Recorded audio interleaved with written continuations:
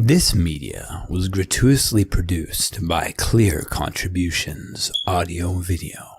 The intellectual property contained within belongs to Dr. Richard Gardner and Garland Science. Clear Contributions. Let's have clarity. All right, now how many people have Padlet installed? Yeah, I want to just try just a little experiment on Padlet because it might be something we can use. I have avoided it so far because you can't drop pictures in it. Although turns out you could actually take a screenshot of something you drew in another thing and then paste it in, which is slower and not as fun. But let's see. I want to try. Where's my Padlet? I have a.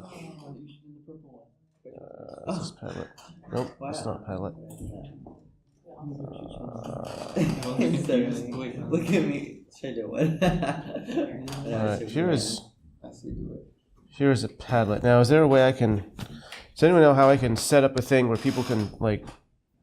Yeah, on the bottom, you want people to add. This one? Yeah. Add collaborator. Oh, this is Padlet. Yeah. There's supposed to be a way that if people are already in the class that they can actually already. You have to airdrop and share the link, but I don't think it's from that. Go back. And go back to share. Click out of that. What did you click? The plus button? I clicked the little people button down here. Okay, click the plus button. There's a way to do it now. Hold on, let me see if I can get Yeah, People.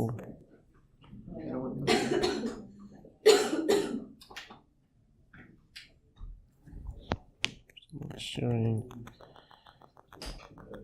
So like here's a link, but you'd have to. There's got to be a better way to.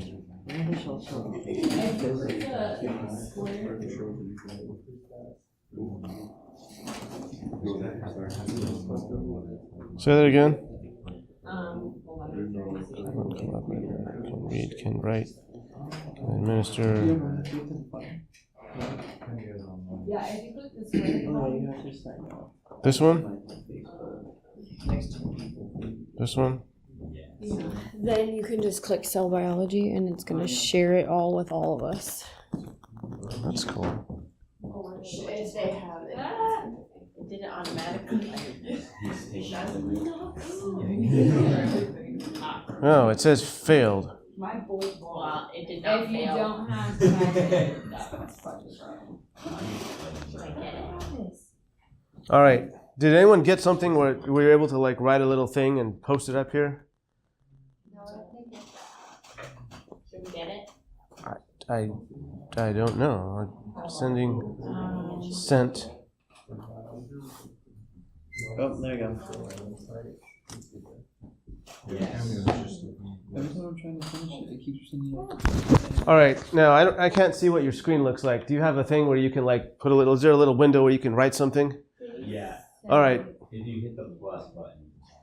All right. Well, everyone write a. I'm just trying this out for an experiment most of all, just to see if this can work. But everyone write like a replication term, something that has to do with DNA replication, and we'll see if they just pop up. I think they're supposed to like. There's somehow way they can like pop up on the screen here. I think. It's working for all of us, but I don't know why it's not showing up on yours. Yeah. Can you send it again? Let's see here. I might not have set. There's different ways you can set. I didn't set any passwords, so sent. Made with yeah, Dane and Damien. Oh, I didn't finish that one. My bad. No, it's because you know how we resend Why do it. you have two? I don't anymore. See? No, I don't see. It worked. No. So what? I'm gonna see what these look like here. That's what it looks like. Well, cool. Now I can't see anything on this. If you just pull down the whole wall, it'll like do a little indicators down like that. Oh. On the green part, if you just like swipe down. Huh. Get rid of that sharing window. There you go. I don't know Then how do I post this? I can't get up. It's in a shared. So look on mine, we just pulled down like that. Should be able- Okay, there you let's go. try this. That should load with. Oh, it sure is taking a long time. That should hopefully work. Hey, something worked. There you go. You sent it though. All right. Let's see what we got here. Top. Is that someone posted that word, or is that something that came up with a program or whatever? I still posted it. Now this is a screenshot I took earlier today to see what it would do, and just posted it in to see what happened. So that's just a screenshot. There's another Shows you photo understand. someone took. Okay, Okazaki fragments, RNA polymerase. That's not right. What's wrong with RNA polymerase? We're talking about replication here. What's wrong with RNA polymerase? That's transcription. It should have been DNA polymerase. School is great. Sometimes it is. Let's see, what else do we have? Okazaki fragments, yes. Origin, yes. Helicase, yes. Forks, yes. And DNA polymerase. Okay, so good. I'm just we're just trying this out to see what people come up with, and hopefully in the future. I did email the Padlet people, and they said they're going to be able to use the Apple Pencil later on in an update, but I didn't say when that was going to happen. Because then when we get things, I could say, draw the picture of some process, and we could put them all up, and we could see like, oh, this one's good and this one's bad, and they're all anonymous, so that way no one gets like their feelings hurt if they have the wrong thing, At least I think they're anonymous. Is there a way I can like They are unless you. I can like poke in here, and what happens if I edit, transfer, copy, expand, or delete? Unless you make us put our names. I don't know how to do that anyway, so that's little chance of that. So I came up with a list just off the top of my head a few minutes ago under replication. I put a whole bunch of enzymes like ligase, DNA polymerase, helicase. What else did I put? Okazaki fragment, leading strand, lagging strand. By the way, what's the relationship with the leading and lagging to the Okazaki fragments? That's the lagging strand. Lagging strand is made of the Okazaki fragments. Let's see, origin, fork, bubble. See, now I've degenerated. I was doing the high-tech thing, and now I've gone low-tech here, but let's see. Primase. Let me get primase on here. All right, so here's all kinds of replication terms. Make a list like this. Go through each of the words on the list and think to yourself, what does these things do, and how does it relate to DNA replication? All right. Transcription terms. Now, is there a way I can do a new one here? Is there a way to do a new completely? Add a new one. How can I add a new? This is not You can working. make a whole new wall, but then you have to share it. What if we want to just like Hear it all? clear this all and start over again? Is that possible? You can do it individually, or you can just sell it. Made with love, my bold wall. Ooh, yeah. Let's have a nice little beach background. Like, Well, I don't even know how to. kind of relax. Then I need a new. It was right. See, that's not working. How do I Just gonna take, click the X in the corner. click this out and? You'll have to make a new one. Oh my gosh. Okazaki. Well, this could take all day if I do it like this. Just hit select on canvas or wall. It's all sunshine and rainbows from here. Wow. That's a good one. And then just hit next. Oh man, I want to put a lot on. This could take all day. I want to do more than one. People and privacy. Those connections can write. Secret, password protected, private, or public. I think that worked well. All right, start posting. And then just hit the share button. Now I've got to hit this again. Oh my gosh. All right. So I don't know if I want to do this multiple times every day or not. This takes like 5 minutes just to get a new one up. We can always add to that last wall and just change the word. Yeah, Or we'll change our own. Mine wouldn't let me change mine anymore. really. Like it let me change it at one, like at the beginning, but then once you started clicking on other things, it won't let me change it. Huh. So this is for Transcription. There's not a whole bunch of transcription terms I can really think of. So try transcription terms. And apparently this won't. Oops. I don't want to do that.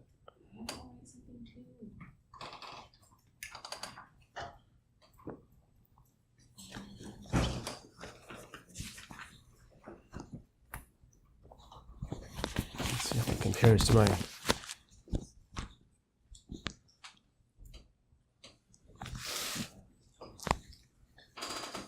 Now, will things keep popping up even if I don't keep refreshing it? Yeah. See, the thing about programs like this is I can't practice in my office because I need guinea pigs. Like, it doesn't work just myself. I've got to have, and so I haven't yet wanted to take class time in any of my classes to, like, you know, this is what I was worried about, taking all kinds of time, but finally figured we got to do this. Okay, what we have so far, we have a template strand. Okay, that's good because one of the strands is the template and the other one is, you're only going to transcribe, you're going to copy this strand and then it's going to look like this strand, except it's going to have U's instead of T's. So that's your template strand that you're going to copy, and then that's the one that it's going to look like this, but you're not actually copying that, you're copying the other one. Promoter, okay, that's where transcription starts. 5' cap, this is slightly after transcription, but it's sort of part of the same thing because after you transcribe. And which kind of RNAs get a 5' cap? Eukaryotic only, no prokaryotes, and someone else said something in the front here. Which kind of RNA? M. Only mRNAs get that, and only in eukaryotes does that happen. Now, how come there's two words on the same thing? Is that two different people and they just happen to stick together? Yes. Yes. Okay. I mean, by the color. No rhyme or reason to that. Topoisomerase.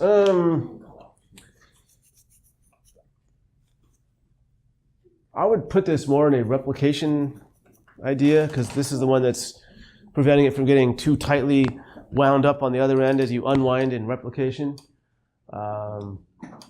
Okay, poly-A tail, that's also slightly after replication, but it's very related to it, and that's also mRNAs in eukaryotes only.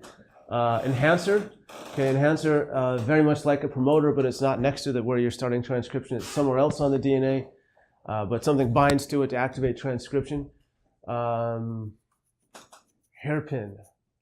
Now this is anonymous, so I can think of why someone might have put hairpin, but I'm not sure why. Is anyone to admit hairpin? Okay, tell me about hairpin. Well, it stops transcription. Yes, it can. Okay, so transcription terminator. This is on your RNA, and if it forms a little hairpin like this, as you're trying to well, it's a long story. This is in simultaneous translation and transcription. You're transcribing. So here's your DNA. This RNA is coming out and getting transcribed. As it's being made, it forms this. And then this actually can interfere with the continued transcription of its own RNA. This thing here can come over here and kind of block the rest of the transcription.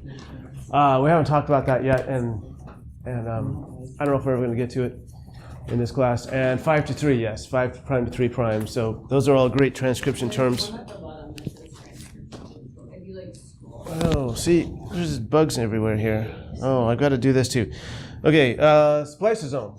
All right, so splicing. So we got the tail, the cap, and the splicing. The spliceosome is a little machine where it splices out. And alternative splicing, so you can make different splicings. All right, so So yeah, I kind of like this, but then again, it's We can just edit art. It's like- and just edit it and like wipe out what you got. Yeah.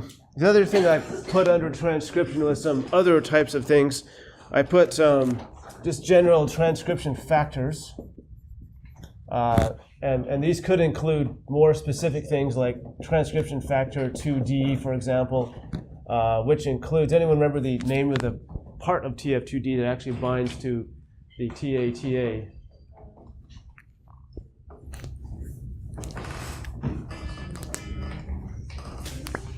So you've got the TF2D, which is a transcription factor 2 because it's transcribing mRNAs. It's D, but it includes the TATA binding protein, TBP, and that binds the TATA, which is always part of the promoter in a eukaryotic mRNA. Let's see what else. Oh, I also put down here HATs and HDACs because they can control transcription in a different way than transcription factors can. These are controlling more of the chromatin, and for that matter, a chromatin remodeling complex. So rather than actually sticking to the DNA like the transcription factors do and sticking to the promoters and the enhancers and so forth, these are then changing the chromatin and the histones and just kind of opening it up. And once you've opened it up and gotten the histones out of the way, which is kind of what these do all together, these kind of move them down, up and down the DNA, and these kind of just loosen it up so it's still not like too tight. So that way, then the transcription factors can come in and bind. So this has to kind of move out of the way before these can come and do their job. All right. Well, let's do one more then on translation and see what people. Yeah, I just edit these. I don't want. This takes 10 more minutes to start a whole new one of these things.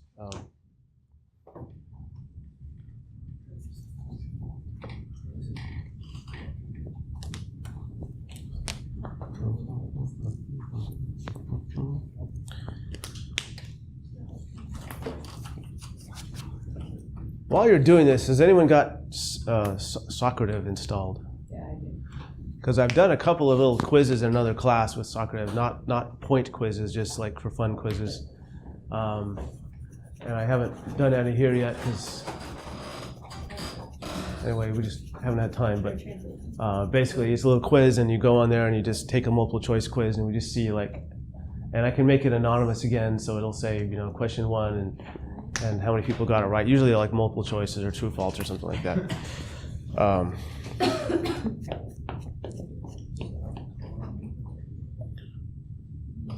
right, well, we'll try one of those sometime. Okay. Has everybody edited theirs yet? Okay, stop codon. Good time to talk about stop codons. How many stop codons are there? 3. And has anyone got them memorized? Like, because I don't remember the whole code, but AUG is the start codon. They're all U. UGA, UAG, and UAA. So again, you don't have to memorize those, but it's just one of those things that if you use them enough, it'll kind of just come in. Peptidyltransferase. I'm impressed here. What does this one do? This is what makes peptide bonds. So it's in the ribosome. It's making peptide bonds of your new protein, and it is the RNA actually that is this. And it's one of the ribosomal RNAs that does this. So it's actually an RNA enzyme. Ribosomes, okay. RNA transcript. We're going to translate the RNA, okay. Aminoacyl tRNA. I'm very impressed with that. What does that one do? Okay, that charges it, which means it adds the amino acid to the tRNA. Stop being so smart, Simon. I didn't say it, someone else said it. All right, initiator tRNA. That's your first tRNA that comes in and binds to the start codon, the AUG. And we're probably not going to talk about this, so I won't say what I'm about to say. But in eukaryotes, you just have a normal methionine is the start codon. You get a start codon AUG, it codes for methionine, which means every protein actually starts with methionine because it's always a start codon in any organism. But lots of times if the cell doesn't want methionine as their first amino acid in their protein, once you make the protein, you can cut off the end and get rid of the methionine. It all starts with methionine. And in eukaryotes, it's just a regular old tRNA that comes in and binds, but in prokaryotes, it's a special tRNA that comes to bind just to that first AUG, different than any other AUG, because there could be AUGs all over. You could get methionine, not just the beginning, could go in the middle, could go at the end, just anywhere you got an AUG. But that very first one, the prokaryotes have a special tRNA and a special methionine. It's a formulated methionine. It's like a modified methionine for that first one. But like I said, I'm not going to talk about that, so I didn't just say that. That's just too do that in genetics more often. Codons and anticodons. Which one of these is part of the tRNA? Anticodon. And then the codon is part of the mRNA. Okay, here's all the stop codons. There's tRNA, amino acids, and yeah, okay. Now what would be cool is if the program would actually prevent two people from writing the same thing. So if someone already wrote it, then it would block you. And as you tried to write it, it would go bzzz, and you have to kind of like Family Feud. Once someone else has already said the answer, you can't say it again. I don't think that would work. I mean, technically, because someone might spell it differently or whatever, and then it wouldn't know that you already wrote it. Let's see, what have I got? Pretty much the same thing. So make yourself lists like this, and then go through the list. 2 levels. One, just memorize which is in the list. But the second level, what do these things do? And could you explain to someone why it's in that list and not in another list? Then once you get it down better that way. All right. Well, that was a fun exercise, and hopefully we can take more advantage of these things. And you've seen I've had some frustrations with this sometimes. It does crazy things that you don't expect all of a sudden, and but I've resisted the urge to drop it, so that's the good news. All right, we're gonna start talking about techniques for studying DNA. This is chapter 10. It's called genomics, but broader than genomics basically means you can study the genome, the DNA of any organism, and there's all kinds of. This is not working well. So here we go again. I'm not. There's all kinds of techniques and we did a lot of them. If you were in genetics, you'll have an advantage here because we've already done a bunch of these things. This is not inspiring confidence.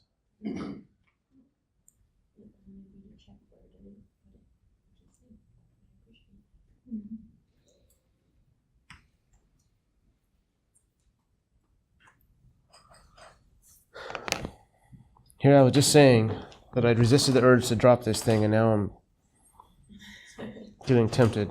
I don't understand what this is doing. I don't have time for this. Let's try a different chapter.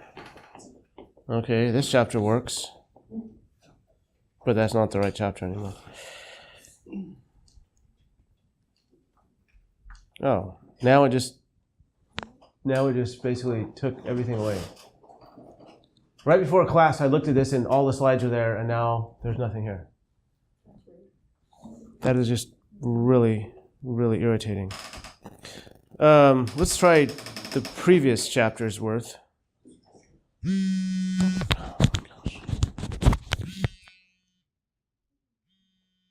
Here this is.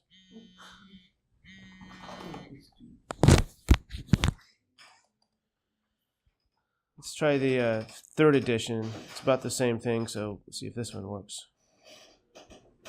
3rd edition, chapter 10. Travis has it. You can share it.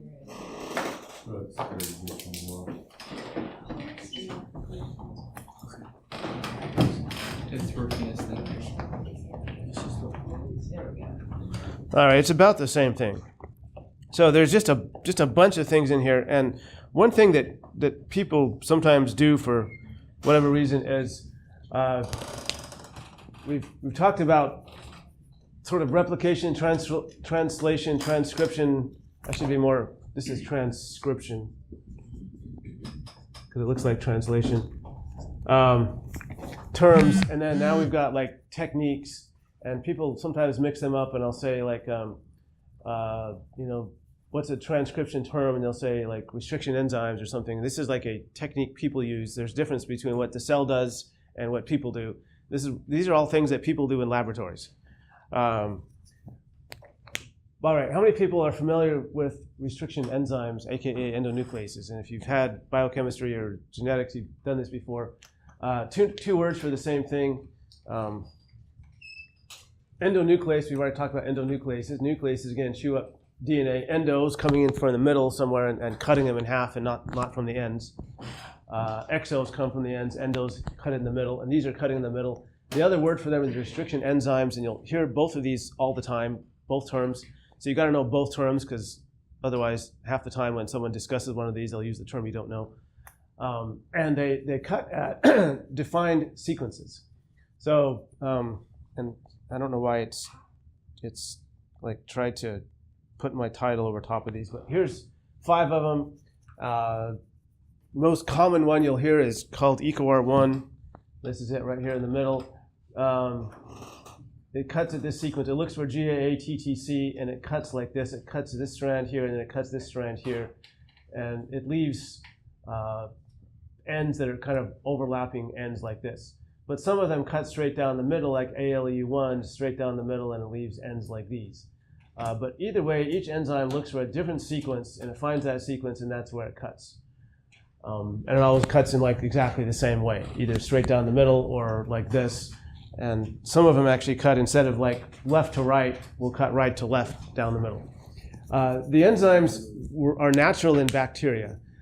They are a defense mechanism in bacteria. So when a virus infects a bacteria, the virus DNA goes into the bacteria. The bacteria uses these enzymes to cut up the viral DNA. And of course, the cells, the bacteria cells, have to protect their own DNA from their own enzymes, otherwise they'd be cutting up their own DNA. And one way they do that is to methylate their own DNA. Putting methyl groups on the DNA will often block these enzymes from cutting it. So you methylate your own DNA, protect your own DNA, but then the virus comes in and you cut it like this. And these were discovered in around the 1960s. And nowadays they're just used as tools. So hardly anyone actually studies them anymore for their original purpose in bacteria cells. We just have purified them out of bacteria and use them as tools. If you have to cut DNA for any kind of a gene splicing, I'm going to splice this to this. We already talked about how you could splice the GFP gene next to your favorite gene, so it comes out to your favorite gene, has the GFP on it when it makes a protein and it all glows. Any kind of splicing and cutting you're going to do, these are useful. And there's over 100 of them you can buy. And there's software that will actually analyze your DNA, but looks for each one of these 100 enzymes, and this is called the recognition site, whatever it recognizes that sequence. So it looks for all the recognition sites of like 100 different enzymes, and it will draw you a little map. Here's all your DNA, and it shows EcoR1 cuts right there, and NOT1 cuts right there, and ALA1 cuts right there, and it shows this whole map, and you can figure out which enzymes cut where on your DNA. And they're easy to use. You just mix a little enzyme with their DNA and let it sit for an hour, and it cuts. And then once you've cut things, you can also religate things. So you've got ends, and this is where these overlapping ends, these are called sticky ends. If I can get this to work again. Sticky ends, because once you have the ends, they still want to go back and stick together. The A's here want to base pair with the T's, and these A's want to base pair up with these T's.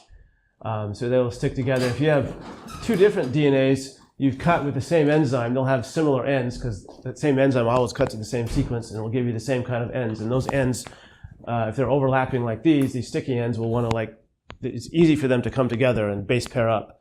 And then you just have to add DNA ligase, and that seals it all back together. So you could, you buy yourself the enzymes, you buy yourself DNA ligase, and then you can just ligate different pieces together. Notice on the recognition sequence, most of them, at least most of the commercially available, well, not all of them actually, but most of them have palindromic sequences. So if you look at left to right, AAGCTT on the top, right to left on the bottom, AAGCTT. Is that right? Oop, that's not right. That should be at AT. So they've messed up on this. Anyhow, so imagine the top strand. Imagine you've got the 2 strands, and that's a 5, and that's a 3, and that's a 5, and that's a 3. So going 5 to 3 on one strand is the same as going 5 to 3 on the other strand. Look at EcoR1, GAA, TTC, left to right on the top strand. That's 5 to 3. On the bottom is also GAA, TTC on that strand. That's a palindrome. So a palindrome. Does everybody know like madam on madam? Sentences like that? Anyone not know madam on madam? It goes like this. Madam, I'm Adam. And it reads left to right the same. M-A-D-A-M, Adam. M-A-D-A-M, I'm Adam. So it's left to right the same way. Now this is slightly different because you've got to read one strand and then the other strand. It's not the same strand left to right, but it's one strand and then the other strand will read the same way, left to right. There's some really long palindromic sentences. That's a short one there, but there's like amazing, like multiple words. It's like, and it's the same forwards and backwards. I don't know who could figure that out. Anyway, off the subject. All right, so that's restriction enzymes, and we'll put some of these to use here in a minute. Next one is gel electrophoresis. So we're using here a agarose gel or some kind of a gel, some kind of a jelly substance, and we're using this to separate DNA by size. Often we just call this a gel. So we could say gel electrophoresis because you're using electric current, but just a gel. So you got this piece of jelly-like substance, you stick your DNA in the top of it, and you run an electric current through it. Larger pieces go slower through the gel, smaller pieces go faster through the gel. So you've got a mix of different sized pieces in there, and as the gel runs, and these take about an hour. They go pretty slowly, but over like an hour's worth of time. And the size of these things, you know, could be like this big or this big, anywhere between around that kind of size. So here's the picture, and many of us have run these before here at SVU or somewhere else. So this top picture, you've actually cut DNA with different restriction enzymes, EcoR1 on one side or Hindi3 on the other side. It gives you, they cut at different places, give you different sized pieces. Load the gel, put the different, let's say you cut with EcoR1 in a little test tube, squirt that DNA in the top of this gel, cut the DNA with a different restriction enzyme, EcoR1 or Hindi3, whatever it is, put it on here, run the electric current through, and then the different sizes come through, and you can see different ways to stain these. Some of them have the stain under UV light that they glow pink. Some of them, there's actually a blue stain. You don't even have to put it on UV. You can just see the blue that moves down through the gel. You can have, your DNA could be radioactive, in which case if it's radioactive, then you stick an X-ray film on here and you can see the bands where the radioactivity is. Nowadays, you don't even need X-ray film for radioactivity because they have these like detectors that you just stick it in this detector instead of having to expose it. It's like a digital, photography. It takes digital pictures of X-rays and it shows up like that. So lots of times you've got a mixture of DNA and you only want one of those pieces of DNA. And so as you separate them by size, you can actually this is in a jelly-like material, it's like really thick jello, so you can take a scalpel and just cut out the piece you want out of that gel and purify the DNA out of it. So you can purify the one away from all the other ones. Or you can just use this as a diagnostic. You've had your map and it shows you where EcoR1 cuts. It shows you it cuts here, here, and here. And you can figure out what sizes you ought to have. If EcoR1 cuts, then you can actually cut it, run the gel, and see if the sizes match what you thought. And if they don't match, it means maybe you've got the wrong DNA. I've known people that thought they were working with a certain DNA. And it turned out they weren't. I had a friend in grad school that someone sent her some DNA from another university to work on, and she used that DNA for a year before she realized it was the wrong thing. That was interesting when that happened. So you can get the wrong DNA, but you can always, if you have the map, you can cut it with different things and see if the bands match what they should as far as sizes go, and then you can tell. And we already talked about restriction sites. Bacterial transformation. E. coli is the most studied organism on the planet. people are freaked out about eating raw hamburger and getting E. coli infections, and that's good because if you eat raw hamburger and get E. coli, you could die. But every one of us has E. coli in our large intestine. When you're born, there's no bacteria in your large intestine. Within a few hours, you get bacteria in there, and then until you take a massive antibiotic dose, it's going to be there all the time. When you go number 2, a whole bunch of that is E. coli coming out. There's other stuff in there too, but E. coli is one of the main ones.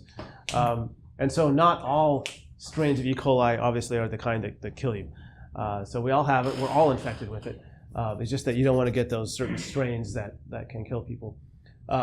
Anyway, so E. coli, though, is really easy to grow in the lab, and it's laboratory strains. You don't mess around with the deadly strains, just the laboratory strains.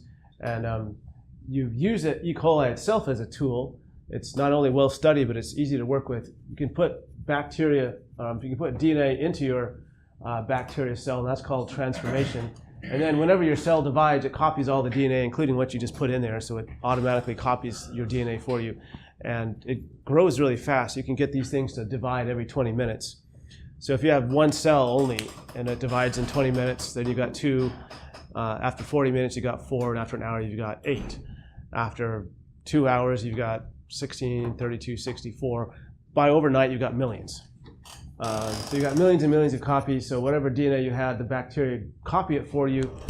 They do all the work, and then you can just kill the bacteria and extract the DNA out of it.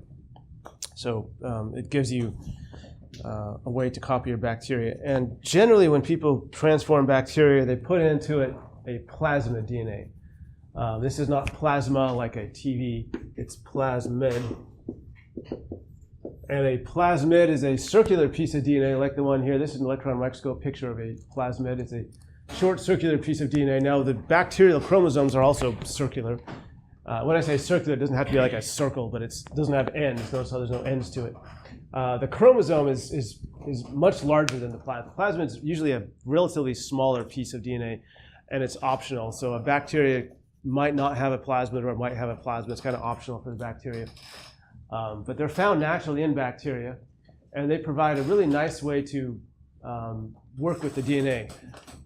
If you put a plasmid DNA into bacteria, since there's no ends, it's not going to be subject to exonucleases. There's no ends for exonucleases to chew up, so it's a really kind of safe way to put your bacteria. So, so here, for example, here's a plasmid on the left, circular. It's not, again, really circle necessarily. You find a map and figure out which restriction enzymes or endonucleases cut it with one of them, and you want to cut it with something that only cuts once. So you just make it into a linear piece and not shred the whole thing by cutting it all over the place. That's why you want a map that shows you what you can cut with. It only cuts once. And then you'll have your DNA fragment that you got from somewhere else that you want copies of, and hopefully that was cut with the same enzyme, so it has matching ends. Again, we're talking about the these kind of matching ends like these. So both the plasmid itself and the piece of DNA you're trying to copy are got the matching ends. So you put them together and the ends match up, and we add some ligase, and then it's all one piece. Let's see here. And then that's your final piece there. That's the plasmid and your piece in the red that you just put in there. And then you can transform this into E. coli. It's your piece doesn't have ends, so exonucleases won't eat it. It's stable. It goes into E. coli, and E. coli copies it for you. Every time E. coli divides, it copies the plasmid, and you get more of them. So that's basically what this one's showing. Put it in E. coli, hundreds of millions of them overnight, and you got lots of copies of your DNA. Now you can actually do 2 things with this. Number one, you can copy the DNA. The bacteria copies the DNA for you. But if you want a protein product, if you've got a gene on here, you've got a protein product, the E. coli might actually transcribe and translate and make your protein as well. So you can actually make products from this way. And this is how we get insulin today. It used to be the diabetics. If you're diabetic, you got to take insulin shots. And we got that from pigs. And that's fine because we slaughter pigs anyway for pork chops. But while we're killing the pigs, we take out their insulin. And that's similar to human insulin, and it works.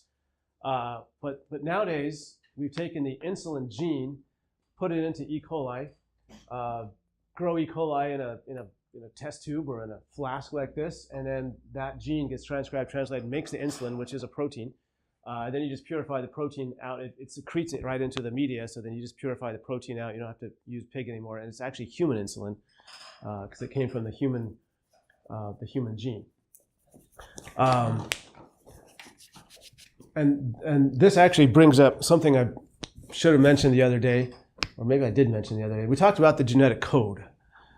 And the genetic code is universal for everything on the planet, with 2 or 3 rare exceptions. And even then, it's almost the same code. If we didn't have the same code, you couldn't put a human gene into E. coli and get the same protein out. AAA codes for lysine in humans and E. coli. UU codes for phenylalanine, whatever it is, in humans and E. coli. So you can put the same gene into E. coli and get the same, it gives you the same, using the same genetic code, gives you the same protein out. And that's why that's really useful that everybody has the same genetic code.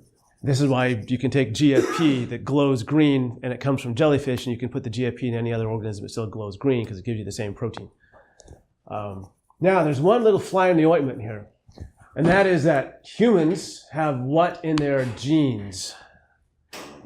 Introns. They have introns in their genes. Bacteria don't have introns, and they don't know how to splice them out even if they did. So there are no splicing mechanisms in bacteria.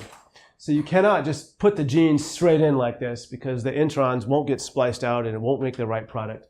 So to do this, you have to first take the mRNA from human insulin, which has been spliced, once it's finished getting made and all the things have been spliced out, and then you have to reverse transcribe that into DNA and then put the DNA in there, and now it doesn't have introns, so E. coli makes it. So anytime you put something to E. coli, if you have introns, it's not going to work. You have to deal with that first. Take the introns out so that E. coli doesn't make the wrong thing. And that's going to be, that'll come up again. We'll talk some more about using E. coli that way. I suppose it's possible to do the same kind of thing with other bacterial species, but like E. coli is just like the one that everyone uses, and it's just so well known, so well used. People that really aren't even interested at all in bacteria use E. coli just as a tool. All this is a tool. I mean, you can study E. coli and learn about it, but most scientists aren't studying it anymore. They're just using it as a tool to copy bacteria, copy DNA. All right, so this is kind of nice because it combines talking about restriction enzymes, plasmids, putting it together, transforming into E. coli, making new either DNA or making the products that you can get from the DNA.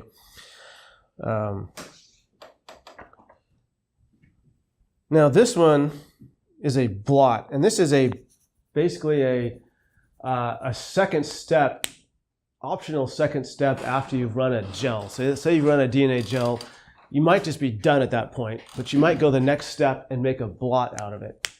And all the blot does is it basically copies or it transfers all the DNA from the gel to this piece of paper. And this paper can be nitrocellulose paper or it can be nylon paper.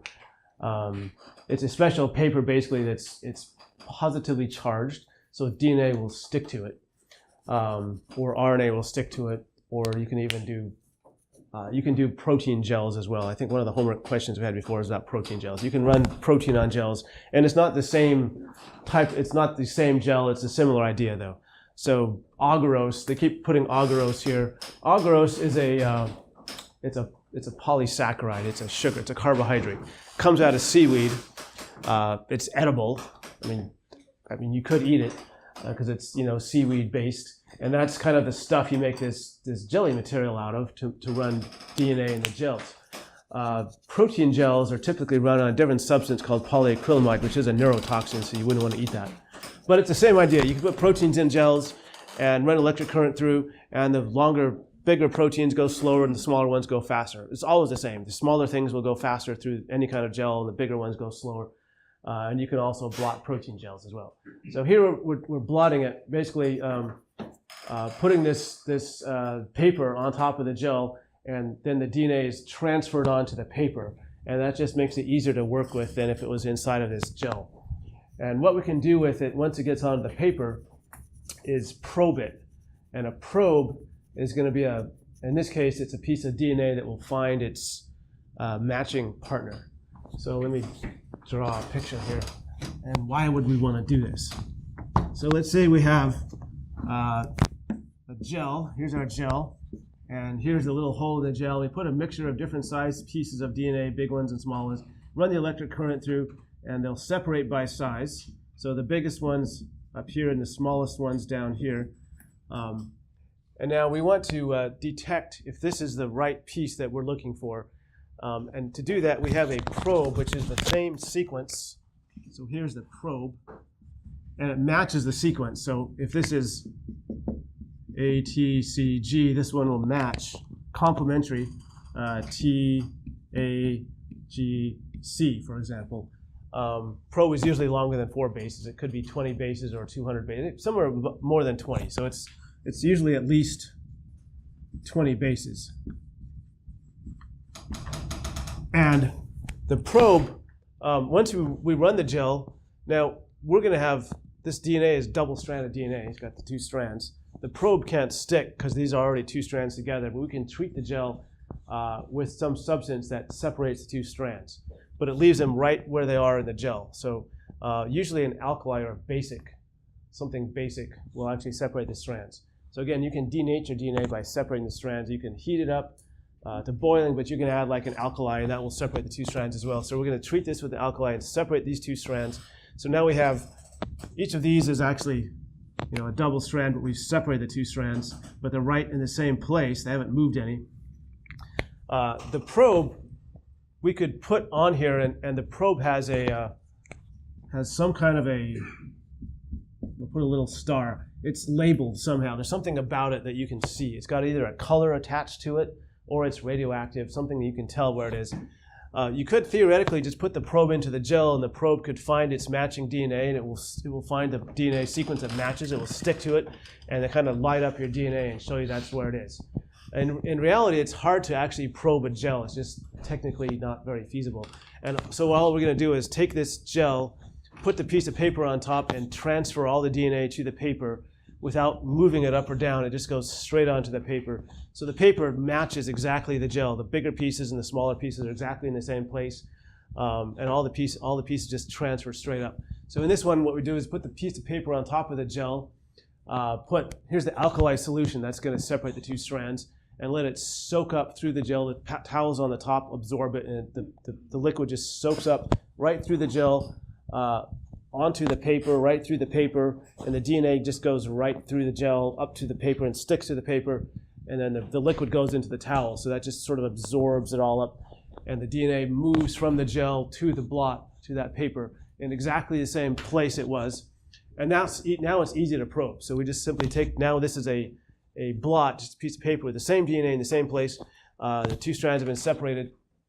Let the probe just kind of wash over this. So the probe we'll put this in some liquid so it can kind of wash over, and all night long. And eventually this will find its partner and stick to it, because the base pairing will stick to it. And that lights up or illuminates on the blot where that DNA was. So we know we have not only the right size of DNA, but actually the right DNA, because it wouldn't match if it wouldn't light up if it was not the right sequence. If this happens to be it could be a color molecule, this could be labeled as radioactivity, which will make it radioactive in that one place only, and then you have to detect the radioactivity. Sometimes this little thing here is an enzyme, which the enzyme only sticks on one place, wherever the probe was, and then you add a substrate, and it turns a color on the blot. Either way, you're going to be able to use the probe to find that DNA. All right, we are out of time, but real quick, does anyone have any questions on blotting DNA, making a paper copy of what was on a gel, big to small, and using a probe to find a certain piece? All right, this is a Southern blot. All right. Southern blot, because the guy that invented this in 1975, his last name was Southern. Now, we'll talk on Friday about northern blots and western blots. DNA, if you run DNA through a gel and blot it, that's a southern blot. And then if you run RNA through a gel and blot it, that's a northern blot. And they just came up with that just because, to be silly, I guess. And then protein, you run that through a gel and blot that, that's a Western blot. Same idea. I don't think there's any Eastern blots yet. So anyway, that's why it's a Southern blot. All right. Quiz on Friday. I will send out an email again about what that might be about once I figure it out. And we'll continue this